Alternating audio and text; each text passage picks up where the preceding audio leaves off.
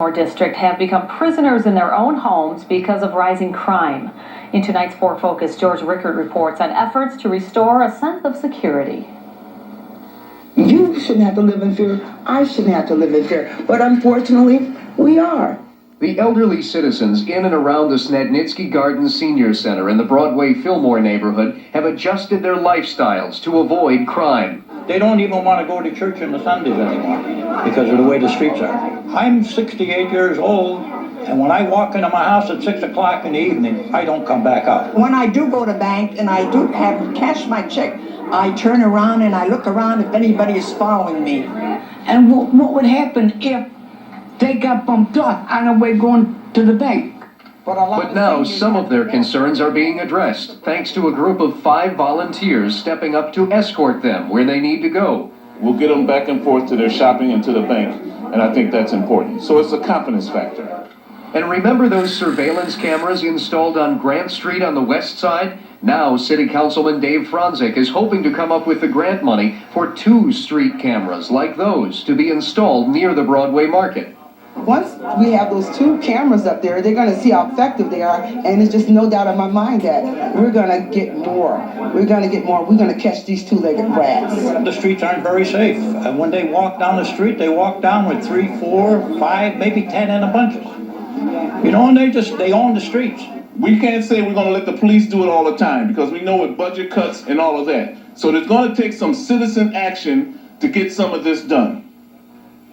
Now, the 2 street cameras are expected to cost about $20,000 to install and operate every day, but Councilman Franzik believes he can get enough grant money for them. As for the volunteer escorts, they'll start taking some of the elderly residents to and from shopping wherever they need to go, starting on February 1st. It's good that the volunteers are stepping in because the police can't be everywhere with budget cuts. And that's actually the point he makes. I mean, they're hoping for a little more community policing, but they're doing what they can themselves. Good. Thanks, Georgia. And when we come back, reaching out to Buffalo's immigrant population, a new drop-in literacy center is now open for business. Follows yesterday's attempted robbery at the campus bookstore. News 4's Jody Holden is live. Community activists hope they will help cut down on crime. News 4's Milos Harrison reports so far neighbors are surprised by what's being caught on tape. This robbery outside the Neighborhood Information Center in Buffalo late last week is caught on tape. Surveillance video shows the robber approaching an electrician working at the center. Told him they had a pistol in the pocket. They wanted his wallet. He told them it was in the lunch pail. Scared, the electrician hops a rail knowing his life is safe while the robber only got his lunch.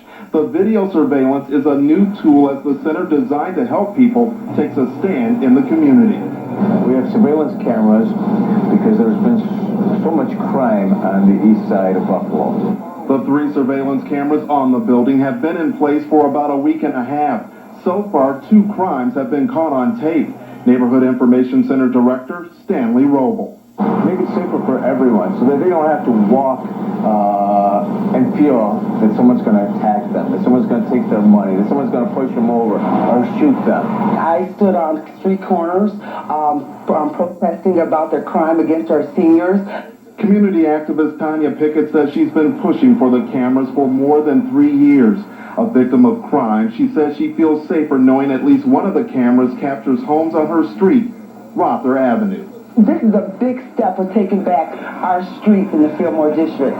Bernice Later has called the Fillmore district home for all of her 82 years. Fear is not in her vocabulary. She believes the cameras could have a major impact.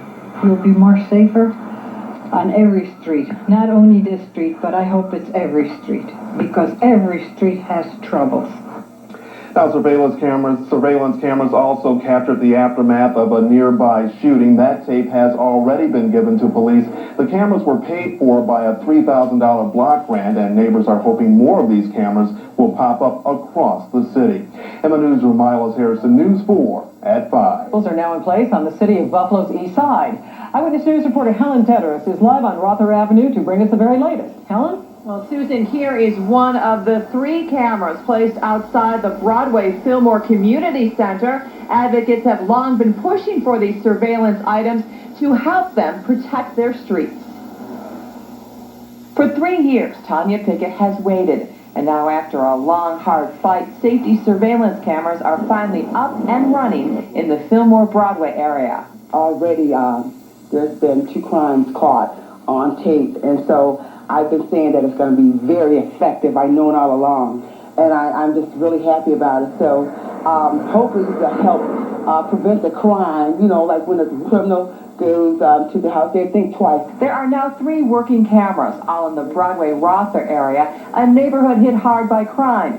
Many people who live and work around here strongly believe the cameras will make a real difference. Ladies' car been vandalized there. A couple of bikes been stolen from there.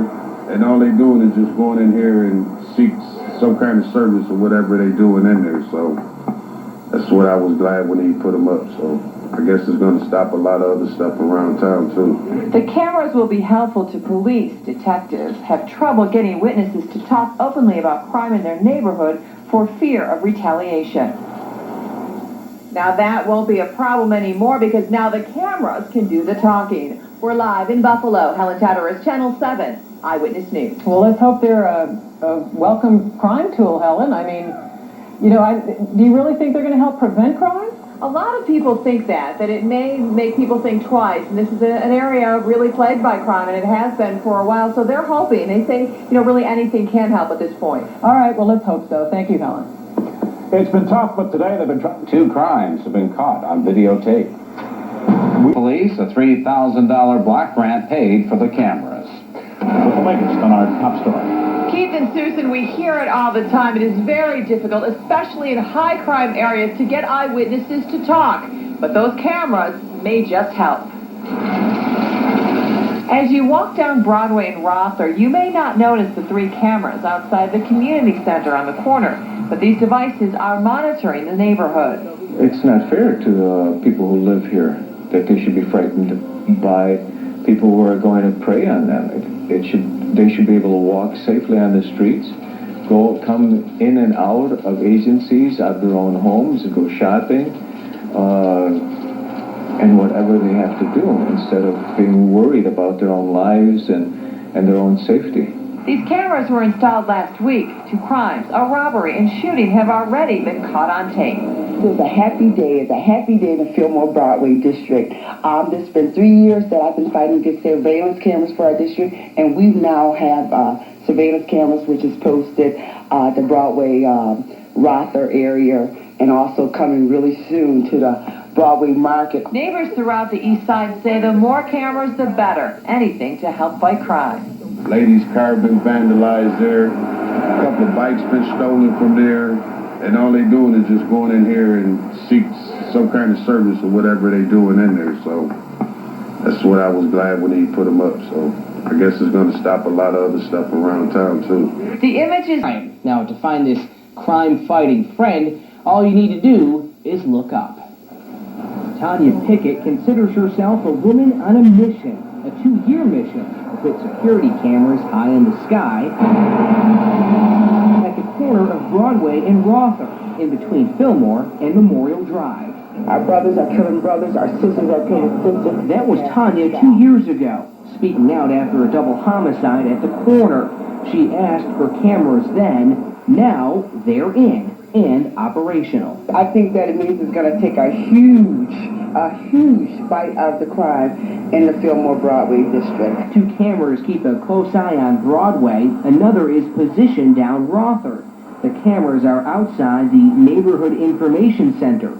Inside, a digital recorder captures every second of the day. I allocated the money to put these cameras up in the neighborhood. Fillmore District Councilman Dave Franzak says the cameras can catch crooks in 2 ways. If they know it's there, they might think twice. If they don't know it's there, and they're caught on camera, it's easier to apprehend them and put them away if they're convicted. The security cameras captured this attempted robbery.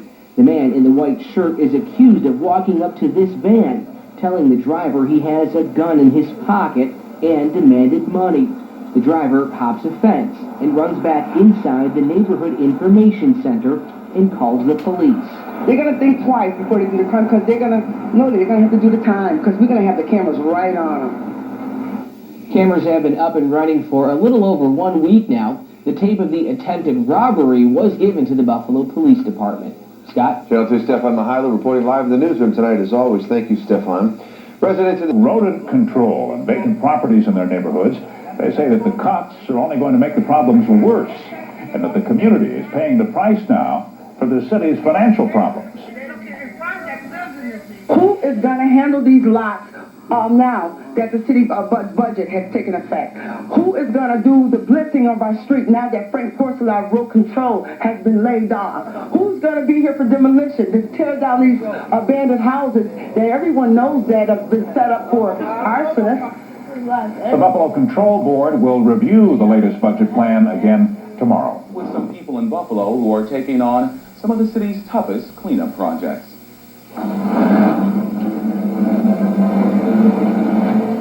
On Florida Street near Canisius College has become a dumping ground.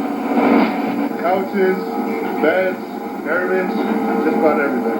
It's the Buffalo Clean and Seal Team's job to respond when residents call and complain, and they're often kept busy with a dozen or more cleanups like this a week. Coons Avenue here is one of the areas that the Clean and Seal Team has been to before cleaning up, but sometimes they say they have to go back into a neighborhood and clean it up again. A lot of times we got to come back to the same spot. A Fillmore District community activist wants to see residents get involved before things get this bad. And I'm really asking for support from the community to come out April 23rd at 12 noon and be out from their lots, clean up their property. Tonya Pickett-Stewart is gathering donated supplies for the cleanup effort. So there's no reason why these residents should say, well, I don't have room, I don't have the shovel to clean my house. Guess what? We're going to provide them to you. And I try to help them, show them how to take care of their properties, of a vacant lot, what they can do, who they contact. A big concern is garbage draws rats. They have diseases. And our kids are playing in these fields with all this garbage and debris. Getting residents to understand the connection between garbage and rats is part of the mission, so residents will take pride and not let their neighborhoods get to the point where they look like this house. In Buffalo, Ginger Jeffries, 7 News. Starts at noon on April 23rd. If you'd like more information, give them a call at this number on the screen, 897-4100. You know, it's different things that help you replace that, but you can't replace a lot. There's so many, we done seen so many bodies floating in the water, so many kids losing their parents losing their kids. 130 housing units for evacuees. Thank you. Thank you so much. Appreciate all the help you're giving us. And donated money made its way into their hands. The toughest thing is losing everything and having to leave and everything happening in a blink of an eye. Lord, we're just asking for your continued blessings, God, upon those, God, that decided to work in this field, those that decided to give their time, energy, and resources, oh God. They pray for those unaccounted for. At Renee Hart's home, they wait for 8 more relatives to make their way to Buffalo from an Arkansas shelter. You gotta be strong, you know, but sometimes it's hard, you know. We lost everything, you know. It's just hard, and we didn't know, you know, like I said, if it wouldn't be for my cousin Renee, we didn't know, we wouldn't be, we could have been homeless, you know, if it wouldn't be for her. Bottom line. Aaron Bass. They need help, and city leaders are offering a lifeline. You have to eat, shower, and do things, and now these folks need to have that same opportunity. The Buffalo Municipal Housing Authority identified more than 130 housing units for evacuees. Thank you. Thank you so much. Appreciate all the help you're giving us. And donated money made its way into their hands. The toughest thing is losing everything and having to leave and everything happening in a blink of an eye. Lord, we're just asking for your continued blessings, God, upon those, God, that decided to work in this field, those that decided to give their time, energy, and resources, oh God. They pray for those unaccounted for. At Renee Hart's home, they wait for 8 more relatives to make their way to Buffalo from an Arkansas shelter. You gotta be strong, you know. Did you like the way you looked that way? I liked it. I looked that way.